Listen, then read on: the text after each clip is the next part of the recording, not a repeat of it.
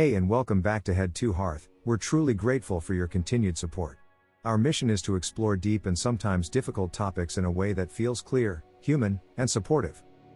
Today, we want to talk about something that still doesn't get the attention it deserves. What does it mean to be asexual in a world that constantly revolves around sex and intimacy? Have you ever questioned whether you were supposed to feel sexual attraction?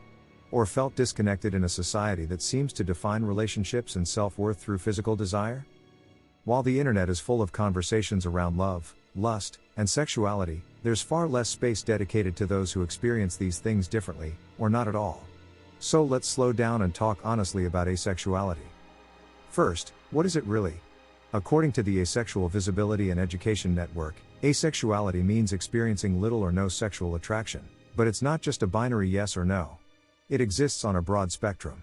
Some people might call themselves graysexual, others demisexual, and many simply say they fall somewhere on the ace spectrum. Some feel attraction rarely, others never, and all of those identities are valid. Being asexual doesn't mean someone isn't capable of love or close relationships, it just means the way they experience attraction is different. We live in a world that assumes sexual attraction is the norm. It's written into our films, our advertising, our casual conversations. Everything from perfume ads to fast food campaigns is drenched in sexual messaging. So when someone says they don't feel that kind of attraction, the reaction is often confusion or doubt. Comments like "you just haven't met the right person yet" are common, as if everyone must follow the same script to be whole. But intimacy, love, and meaningful connection aren't tied to sex. They exist in many forms that are just as deep, real, and important. One of the hardest things about identifying as asexual is the feeling of invisibility. While other orientations have gained more visibility and acceptance, asexuality is still often overlooked or misunderstood. In mainstream media, ace representation is rare, and when it does appear, characters are often portrayed as cold, distant, or emotionally detached, even when they aren't explicitly labeled. These portrayals feed the false idea that asexual people lack warmth or connection. But that's simply untrue. Asexuality is a natural variation within human experience. Many ace individuals experience romantic, emotional, aesthetic, platonic, or sensual forms of attraction, just not sexual attraction. Human connection is vast and nuanced. It's not defined by one single expression.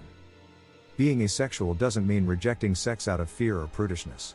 Some ace people do engage in sex for various reasons, out of love, curiosity, or compromise. Others don't. It's about choice and comfort, not shame. As we've explored in other content, people on the ace spectrum may experience attraction in many non-sexual ways, whether through deep conversation, cuddling, shared experiences, or emotional closeness. Sex is not the only gateway to intimacy. For some, it's simply not part of their path at all. Discovering the term asexual or learning about the ace spectrum can be a moment of profound relief. It gives language to a feeling that may have caused confusion or isolation for years. It replaces doubt with understanding. It says, you're not broken, and you're not alone.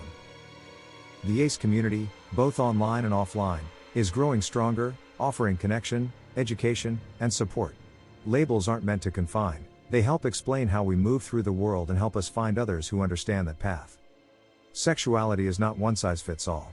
Recognizing that opens up space for people to form relationships and identities that are real, authentic, and free. Being ace in a hypersexual culture can sometimes feel isolating, but there's power in knowing who you are and choosing not to follow someone else's definition of intimacy. Have you ever questioned whether you might be on the ace spectrum? Or felt pressured to engage in something that didn't feel right for you? You're not alone. Your story matters. If this resonated with you, we invite you to share your thoughts, connect with others, and stay with us here at Head to Hearth as we keep creating space for real, honest conversations.